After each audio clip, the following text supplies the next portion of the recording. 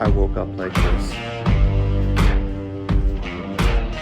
After day 2 of sleeping in negative double digits in my truck with the truck off, unlike these pansies. You got color in your cheeks. The well-known idiom says that pride comes before a fall. While attending a Christian college, I heard that when you make a strong belief statement, you can count on the devil testing you on it soon after. To be fair, I was already getting sick when I left Michigan. I felt it coming from the moment I pulled off my jacket after pulling 200 pounds of boxes to the trailer on a sled and realized it was much colder than I thought. Something about how quickly I went from too hot to too cold told me that something was off, and that choosing to leave the jacket off was choosing to get sick, even though the cold rarely does that to me. My pride and stubbornness won, and I lost. 5 a.m., let's get on the road. I didn't really get better or worse through the first couple of days. Sleeping at negative 18 degrees was fine. I only used 4 of 7 blankets, and although my exposed face felt cool in the morning, I felt that I had slept well, and perhaps the crisp air was better for recovery than a stuffy hotel room. From what I could tell, the second night would be about the same temperature, so I pulled off for another night in the truck with some confidence. I started waking up around 3:30 in the morning, and my head felt like a frozen brick. I added the last blanket and drifted in and out of sleep until getting up around 5 and making a quick video diary for the day before. It was negative 27 degrees. I walked to the rest area without my jacket and filmed with no gloves. It didn't feel colder than single digits, but my lungs felt strange when I breathed in, a sensation that only mildly concerned me and which I quickly got used to. Just finished making this video. Woke up at 3:30 in the morning.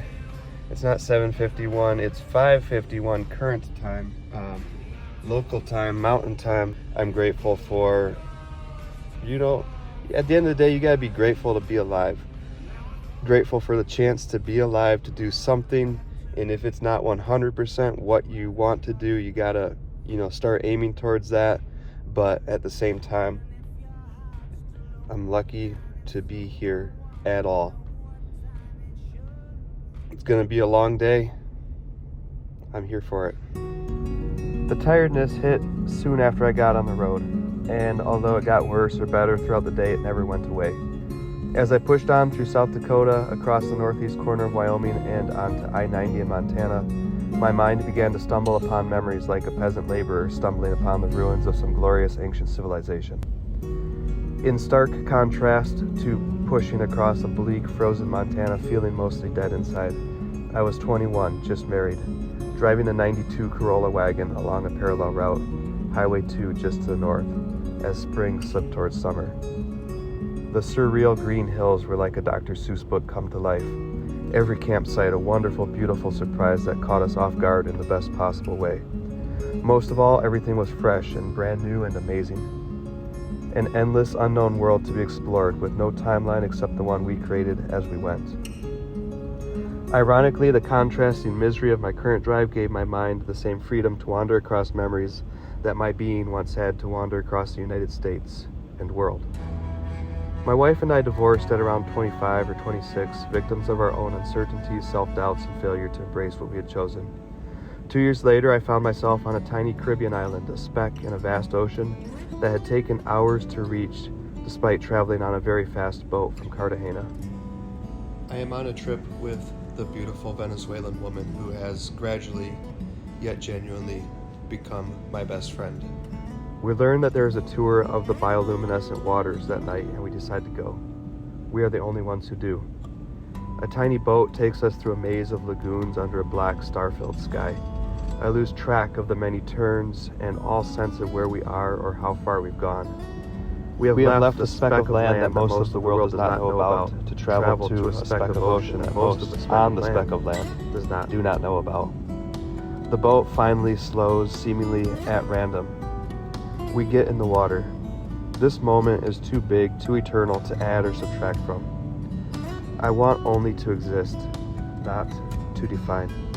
Specific words and movements are forgotten. I am a speck in an endless dark ocean under an endless dark sky. Stars stretching forever above and the bright blue glow trailing my movement in the water like the tiny puff of breath that trails a whisper. This is life. We are a speck in eternity, yet eternity lights up for a moment exactly where we are. The memories drifted in and out of my mind lazily, unrushed, unjudged, clear yet distant. I planned to nap as soon as the temperature went above zero, which happened for the first time an hour or so out from Billings. But a phone call woke me up as soon as I laid down, and I ended up scrolling briefly before getting back on the road. I pulled off again as the afternoon sun burned into my tired eyes and barely remember backing into a spot between semis at a travel center, before waking up disoriented 4 hours later as the temperature plummeted in the dark. The spot that I didn't remember choosing was directly in line with the gas pump, so I pulled forward, fueled, and continued. My goal was Spokane. I had been checking temps, and Spokane was the first place that had normal winter temperatures in the lower 30s. But driving was slow, and Google said 7 hours, which didn't account for going 40 on snowy mountain roads despite the speed limit of 80, plus frequent fuel stops due to poor gas mileage. I thought that perhaps with a 4-hour nap, I'd be able to push well into the night and make it, and the promise of normal temperatures was motivating. But somewhere in the Montana Rockies, I saw the temps slowly and surprisingly rise to the teens as my energy dropped again quickly. I didn't want to sleep in the truck again until it was warmer, but when the thermometer on the dash hit 11 degrees, I had the startling realization that this was 39 degrees warmer than the temperature I had slept in the night before. I pulled into a snowy, near-empty truck parking on a mountain pass as the temperature broke 20 degrees, confident that I would sleep well. I was not mistaken.